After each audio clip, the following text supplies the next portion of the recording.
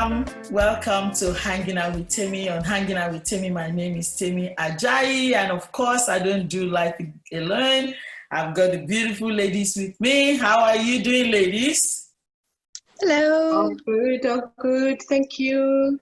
I can see you're all looking good. Thank God I'm not a man. I'm so admiring of you ladies. Oh, look at them. And of course, if you're joining us for the first time, welcome to Hanging Out with Temi, and we hope you've been watching our previous episodes as well. Today, we're talking about bridging the gap. Previous 2 episodes we've done talking about bridging the gap between the millennials and the X and generations. Today, we thought we were going to put a spin on it. We're not going to leave you hanging. We want to try and wrap it up. Don't we, ladies? Absolutely. Yes, we want to wrap it up. Ima, I like the way you're just smiling like a new bride. What's happening, Ima? Seriously, tell us the truth. There's something happening, Ima. Tell us. But hey, listen to this. Yes. There's a lot of depressing news out there. But guess what? It's a sunny day today. It's beautiful weather. I just enjoyed this morning. Oh, you are one of those ones. I knew something was up because the smile is good, but it's good to see you. Thank you. Heidi, Yes, the darling. background is different. I'm looking at the painting behind you and all that. Where Yes, are you? I have a beautiful cross just behind me here. Yeah. Yes. What have you up to? Well, I saw a client this morning, and I'm just changed my location today, and then I'll be home shortly. This is something about us, yes. We're just very flexible, and wherever we are is home. We make ourselves go, and things are still going. I love that. I admire that about us. Yeah. So. And Liz, there's something they call in Lagos. They call it Amotekun. Everybody that wears it, Amotekun. So those camouflage clothes, things and all, the uniform for all these vigilante. So they're the registered vigilante group in the whole of the nation. I just want to give a shout out to Liz. You're looking gorgeous, lady.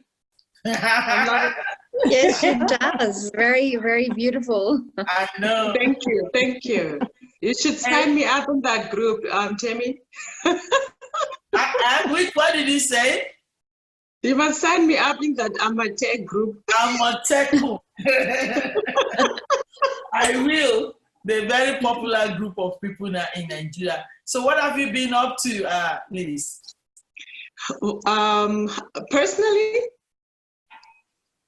Personally, I have been doing a few things on my coaching. My personal coach has given me some homework that I've been working on, and it's happening. It's happening with the hints that came on board. Applying the learnings and so on. I am equally getting some coaching clients as well. So it's definitely taking off in a manner that I haven't expected. But as I say, when you get a coach on board, it works. So Yes, get a coach. It really works. Well done. You said that last week. I think you're getting more on board, and I'm happy about that. I know you've been hanging out. Fantastic. Well done. But we need to welcome our guest, Wizzy. Welcome to the show. Mama, good evening. These millennial people, oh my gosh. I love it. You're just going to love them. They will get their things done, but at their own convenient time or however they want it. But anyway, we appreciate your time. Welcome, Wisdom. I'm so sorry, Mama. I'm actually driving back home. Yeah, we can see that you're in the car.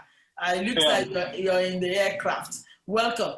Midi already told us that today is she's somewhere and she's not going to be able to join us physically. but she's Okay. us spiritually, and she'll be able to communicate with us. So, Midi, welcome, and thank you for, even though it wasn't convenient for you, that you're still able to make it. So, welcome to the show, Midi.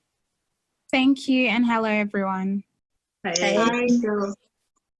Our Nicole is another one. She's not going to be able to make it as well, but we wish her the best. There's so, things going on. She's actually handling a bit, which we understand. So, Nicole, we wish you the best, and we hope everything resolves so quickly. Also, we will not go past without mentioning our own Helen Powell. Don't we miss Helen? Yes, We do. I really miss Helen, but she was gonna come today. She just could not come because of things that she's dealing with, and she's gonna wrap up this week the project she's doing, and she will be with us next time. But it's good to have Ima with us this week. absolutely. It's good to be back. And guess what? I What? couldn't wait because I had to show off my mug. Oh, Good on you. yeah, welcome. Thanks, Ima. And so, as we say, we've been talking about to bridge this gap between the millennial and Generation X. But before we go into that, we're going to talk about few feedbacks we've got. I don't know how many people have watched it, but maybe over 1,000. But the feedback has been fantastic. People have been saying, Midi wisdom, bravo.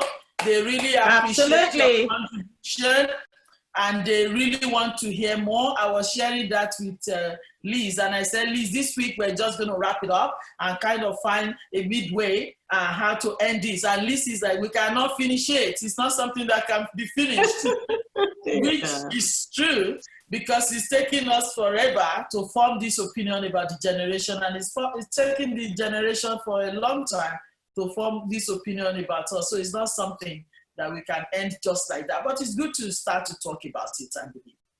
But this lady sent a message. She says, I found this program very interesting and informative. There is truly a disconnection between the millennials and Generation X, and even a larger one between them and baby boomer. She's a baby boomer, and she said between baby boomers is even worse. I connect with so many bits of the discussion. In case of the village raising the child, I think with all the mistakes, it does more good than harm. And then she talked about her cousin. It's a whole lot of lengthy things she said about it. But she said that thank you for the program. I imagine it will help a lot of people. Congratulations. I think it will help us as well. The cultural divide, if we wish to understand, but we want to understand. By the way, you're all looking amazing. So that's very good. Baby boomers are even saying they have worse disconnect with us. And I've got few bits that people are, there's another lady, Sarah, I think I forwarded it to you ladies yesterday, that she said, I can connect with this 100%. I'm struggling with mine at the moment. So today, we're going to talk about what we talked last week and bring another idea. And also, I think Ima and Liz and Heidi, they're going to help us to shine more light on how we bridge this gap. And so we've identified how we're going to go about it. So, but particularly, I want to say something about fatherlessness, because I hear a lot of that fatherlessness.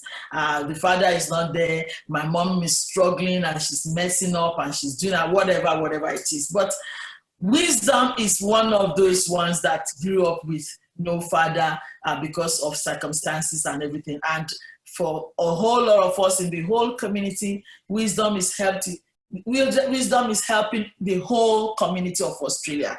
I mean, a whole lot of Australian community is helping, even though he grew up with no father. He's a sound engineer, as we know, and he's achieved so much for himself and still helping other people. So I thought wisdom would be the best one today to talk to us about fatherlessness. But before we go, ladies, did you want to chip in about any feedback that stood out to you from last week?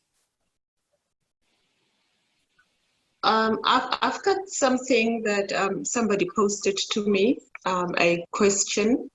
It's a lady, it probably also fits in with the fatherlessness.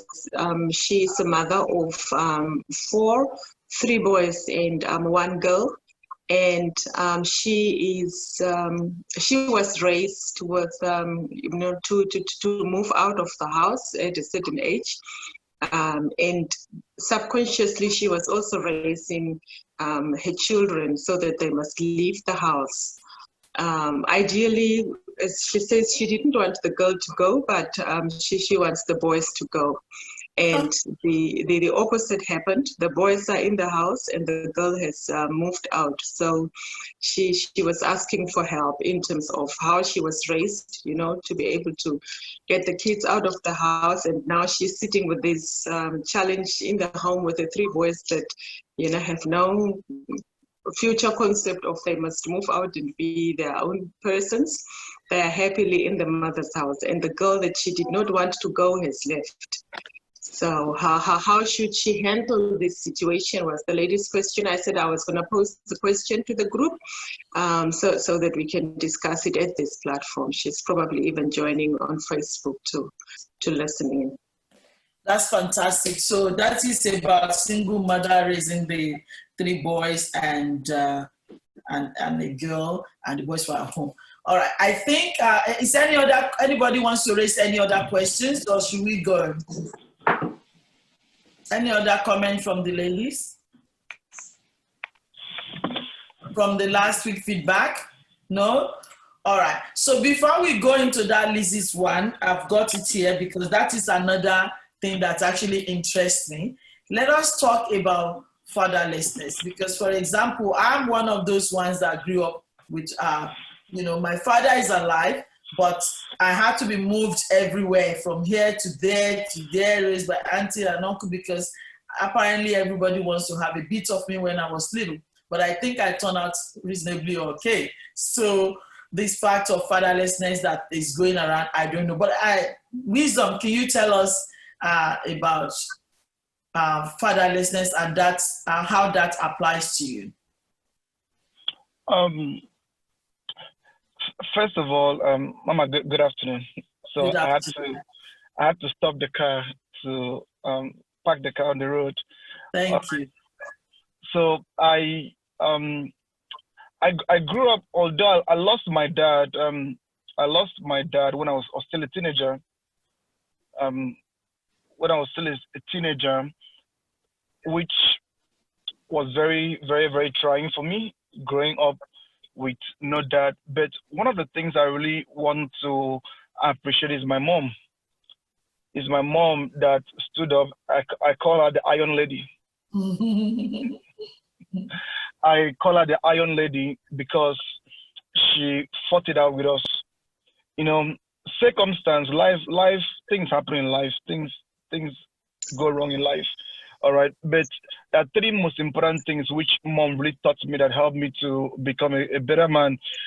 3 things she taught me. Number 1, discipline. Number 2, value. And number 3, responsibility. Discipline, value, responsibility. Now, what would discipline teach you? Discipline would teach you that you're under authority. Discipline would teach you you're under authority. Value would teach you on how to increase your worth. Then responsibility.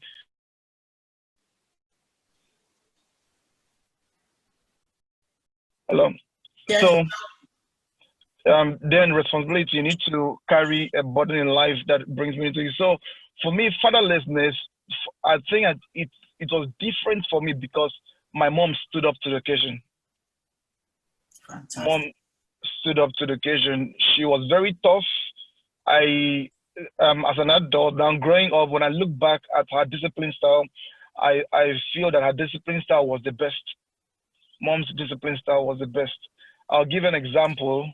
When I went to school one day, my mom used to tell me, if you take my pin without my permission, you're a thief, and I'll treat you as a thief. Yeah. Now, that's very harsh.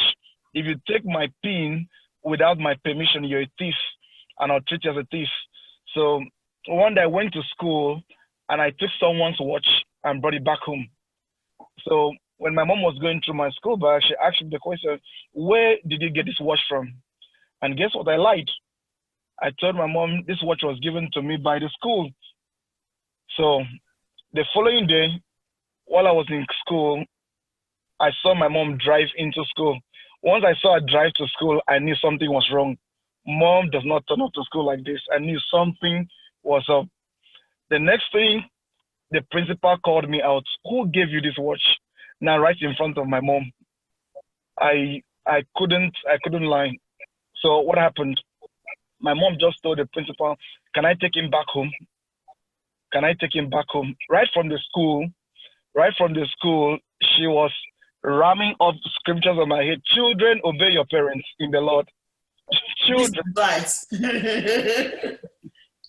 children, obey your parents in the Lord. I'll never forget. That's the first scripture I ever knew in my life. Children, obey your parents in the Lord. So she took me back home, sat me down for 1 hour. My mom was preaching to me and talking to me, telling me that what you did was bad.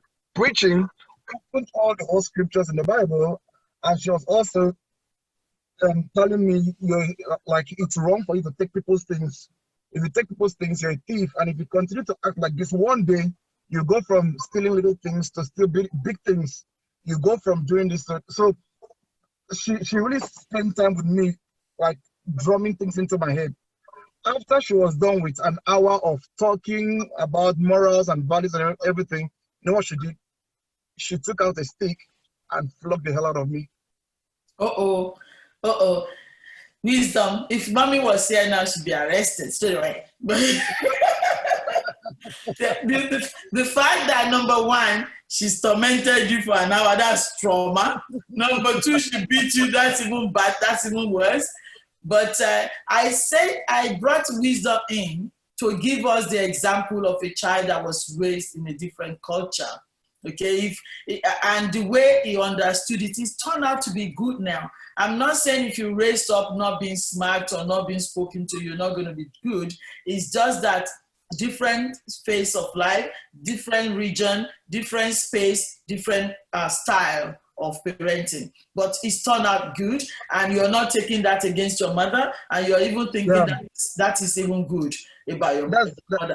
Yes, Mama. Why I valued that was because she didn't just beat me or flog me. She actually spent enough time talking to me. So she could connect with me emotionally. She connected with me. You know, wisdom, what you're saying, as anyone, I was going to show a video of a little kid that was talking last week in the video that was going around, the one that says, calm down, mommy. Anybody see that video? Calm down, mommy. This is a little boy. I will send it to you, ladies. You should watch it. You will laugh. He's a 4-year-old son. The mother was going to discipline him, and he was negotiating with the mother. He was telling the mother, Mom, calm down. Mommy, can I get through to you? I've got one thing to ask. Can I ask you a question? He's like 4 years old. As I'm talking to you, the governor of the state, so that is like Daniel Andrews, calling the parents of this boy, talking to everybody in the whole Nigeria now. I'm sure our president knows this 4-year-old boy negotiating. But what I was going to bring about this is I showed this to my 5-year-old granddaughter, and she said, Grandma, this is not cool. And she was shaking.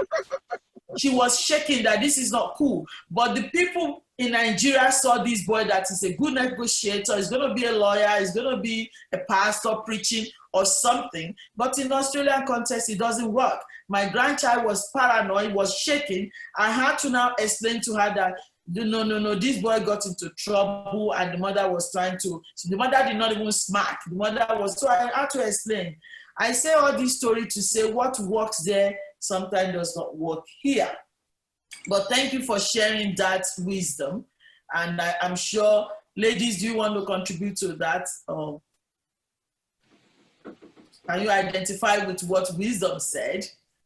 And are you forgiving your parents still? I have a question, Wisdom. In terms of how your mom disciplined you that day. When you are a father, are you going to choose to do the same like your mother, or are you going to choose a different path? Okay. The message I got from the discipline with my mom, I got a message. The first thing was that she came from the place of love. She came from the place of love. I think parents need to be able to establish that that conversation flow, which would help the children understand that what I'm doing is good for you. So it shouldn't just be when they are disciplining you. Even when you're having conversation, your conversation should reveal that your parents are meant to be the first line of protection, defense, love, correction. All right. So if I'm not able to build a connection with my child, it will be hard for me to build a correction to be able to correct them. So that connection has to happen through conversation flow. We need to have a conversation flow. When we have conversation flow, you'll be able to define your place as a parent to your child through conversation flow. So what I discovered about most Australian parents is this: most Australian parents do not even establish, they don't even establish that their position. I'm a parent, I'm your parent, I'm your mother, I'm your father, I'm not your friend. I'm not your friend, I'm your father. I'm meant to protect you, I'm meant to correct you, I'm meant to raise you up in a way that will make you turn out to be a good person. So you need to establish that through conversation. If that does not happen, you will not be able to correct them. You will not be able to do that. Mm. Okay, beautiful. Any of you ladies want to speak to it, or should we go to the next question? Midi, did you want to speak to that? No, I think that's fine. Liz, do you want to say anything about that? No, that's all right. Let's continue. All right, so I need to go to that question that Liz said about this family that raised a concern about the 3 boys at home and the other one, the ladies are gone. And you know, it's different. These sort of things get me more amused because different style, different strokes for different, what do they say? Different person. This thing that Elise said, how old were the boys? Well, I think they are in the 20s, all the children. Okay, the thing is, you see, sometimes for me, I don't know, you might think that is irresponsible, but a whole lot of some other culture, you want your children home until they're married. You know that until, in my culture, for example, we put marriage to the ultimate. Marriage is it. So until you marry, you don't go home. You don't get out of home. And Liz, you were telling me that in your culture, it's even different, that you need to get out when you are like 20s.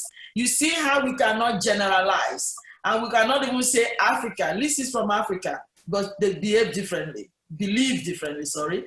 I'm from Africa, we believed differently. So really it depends on a different culture. And you know, some of us want to push them out, some of us want to keep them at home. I think for me, if I want to speak to that woman needs to do exactly what wisdom already spoken to us about, being responsible. If the kids are at home and they're still responsible and they're contributing. I know in Australian culture, if you are living at home and you're working, you contribute to the upkeep of the home. In our culture, it's foreign. You don't do that. So I think basically you have to do what works in your culture. If the person needs to contribute, they take the beans out and they buy groceries, they pay some of the rent. I mean, I don't know why you don't want to have your child at home if you want to stay at home. That's for me. But I don't know. What do you think, Heidi? You have the guests at home. I'm sure you want to keep them forever. So this will not work for you. I want them to stay with me for the rest of my life and their lives. Sorry, it might not be possible, but I know. Yes, it's different because I don't have a partner and I have been single for about 9 years now. So it's like I get look, I admit that I do have some attachment issues to the girls, and I admit that I need to sort out myself, obviously, very shortly, because my daughter is in year 12 and she's going to uni next year, and God knows where she's going to end up at. So she could be going somewhere else, like to Bendigo or to Queensland or somewhere where I know she's not at home. So I know that I'm going to have to sort myself out, and this is the challenge I have at the moment on my plate, and I need to pray about it and to sort it out inside, and get my coach to work with me in it. And but the thing is, I will always have a place and a space for my daughters to be at home, because I'm their mom, and nothing will ever separate me from them. So I don't know how other mothers feel when they want their kids out of the house. I have no idea what that feels like, and I don't know how that even comes across in my head, because it doesn't. Like in my map of the world, that just doesn't exist. So I don't know what that feels like, what that looks like. However, I have seen, because I see a lot of clients and I speak to a lot of people in different disciplines, in different realms and in different situations. So I have spoken to some people where they actually told me that they have really naughty kids, in terms of they do drugs, in terms of they do the wrong things in the eyes of the parents. So they ask them to leave because they just don't abide by the rules of the house. Okay, and to that I say amen. Like, if I have a kid who does drugs and who does like the wrong thing in terms of the rules of the house, and like they bring in like things that will not serve the values of the house, then, and they are in their 20s and they can depend on themselves, could live outside, then I will ask them, because they have siblings, obviously. If they have siblings, then I have to bring up the siblings, and I have to look after my own mental health and my own space and peace, and I have to look after the kids. Then I will ask them, with all my love and my respect, that you maybe need to go find your way outside and come back when you want to, and you need to abide by the rules and the boundaries of this house. That's what I would say. One good thing about you, Eddie, is you know where you are at, and you know how to walk with it, around it, because it makes a lot of. I have a friend that is in your situation. The husband is an engineer. He comes 6 months on, 6 months off. And sometimes it doesn't even come 2 years. And also they have one child. This woman is so attached to that child. I remember one year, the husband gave her a flight ticket to come to Singapore for holiday. The husband is a senior captain. They got flights everywhere, but she can't go because the girl is at school, the girl can't go. I mean, one particular time that stood out for me, they went on this holiday. The woman, my friend, had to sleep with her daughter. She wouldn't even sleep with the husband that she hadn't seen for months. You see how it's becoming so unhealthy? She was paranoid. She said, I cannot sleep without my daughter because we always stay together. You see? And like you said, the child now is in university somewhere interstate. Now she's depressed. She's crying, tell me, how do I go out? And I've been talking to her for so long. And the thing is, this is actually, believe it or not, is impacting on this kid, because she's like, my mom is just using me as a comfort. My mom is just abusing me. My mom is just taking advantage of me. I need a life. She needed a life. Brilliant grade A student. She's now gone and doing some wonderful thing wherever she is, and she's having a life. Now she doesn't want to come home because she wants the mom to grow without seeing her. You wouldn't want to stay with your husband because of your child. It can be really dangerous. And I think from what I've been hearing from the millennials, they want us to live independently of them. Don't live life through them. If we get that right, I don't think we will have any problem. I don't have any problem telling if my kids want to go, go. And like you said, Heidi, if you're not responsible, I have to tell you to leave. Why do you can tell anybody to leave your house? It's your house. So that mother, at least, I don't think it's hard to tell them to leave, because Australian government will look after them until they become responsible. You need to go. If you're not going to be responsible in my house, you cannot stay in my house. I will change my key. You can go. It's okay. You came through me to this world, but you're not going to die with me. It's all right.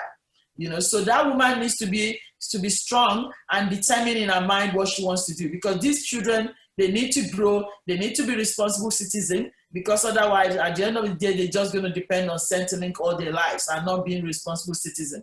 That's not what we want. Until you kick them out, they're not going to learn. So it's okay if they want, you know, if they want to give. If they don't want to go, tell them to leave. That's what I'm going to say. Any more contribution? Well, yeah, let me say the lady is not from Australia, so just to clear that. It's hard. Yeah, that's a bit hard. We've got a global platform here. Yes, we do. Dude, that's very hard. But I think we already have an idea of what we want to, not idea, we know what we've talked about. I think let us try and bring it to conclusion. How can we bridge this gap? Because I think that's very important. We need to talk about how we can bridge this gap.